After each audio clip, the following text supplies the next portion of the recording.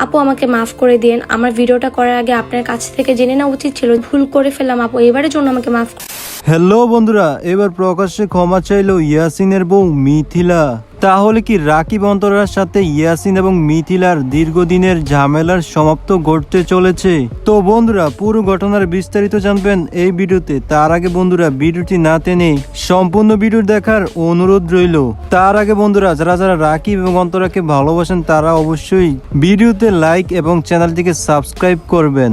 আসলে কয়েকদিন আগে মিথিলা লাইভে এসে রাকিব এবং অন্তরার ব্যাপারে বিস্ফোরক মন্তব্য করতে শুরু করে, যা সোশ্যাল মিডিয়ায় আলোচনা এবং সমালোচনার জন্ম দেয়।